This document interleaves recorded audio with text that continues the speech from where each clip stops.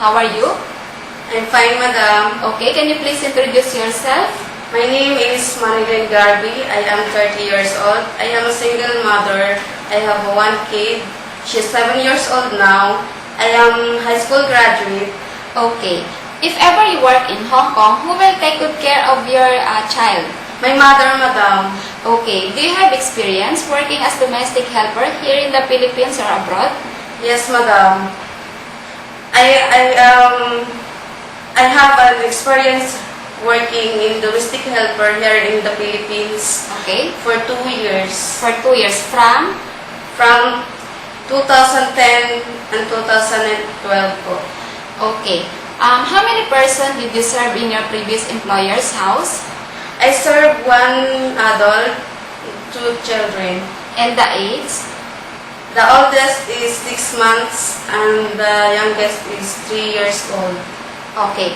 The youngest is 6 months and the eldest is 3 years old. 3 years old.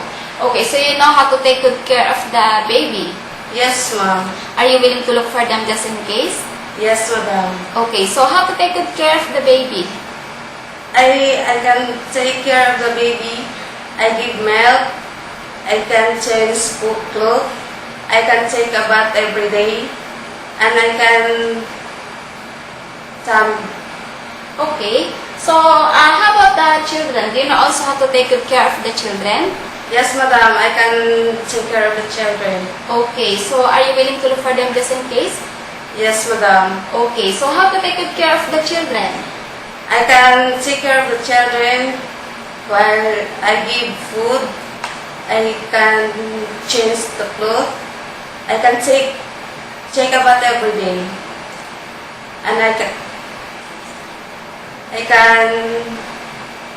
learn, I can teach the homework. And I can play. Okay, so in your previous employer's house, what is your main duties? The main duties of the house, madam, is cleaning the house, washing dishes, washing the dish, washing the clothes, ironing the clothes, gardening, marketing, car washing, taking care of the baby and taking care of the kids. Okay, do you know also how to cook? Yes, madam. Are you willing? Okay. I know how to cook Filipino food.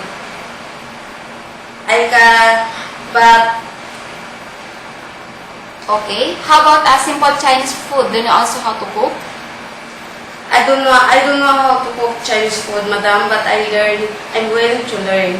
Okay, so how about your day off set by your employer, not even Saturday or Sunday, if it's okay with you?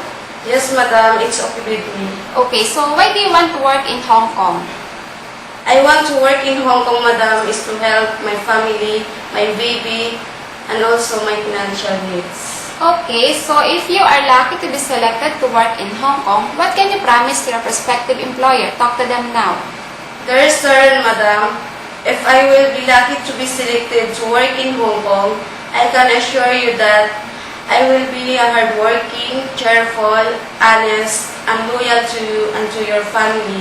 I will try my best to do all the houseworks, and I will take care of the children and treat them as my own.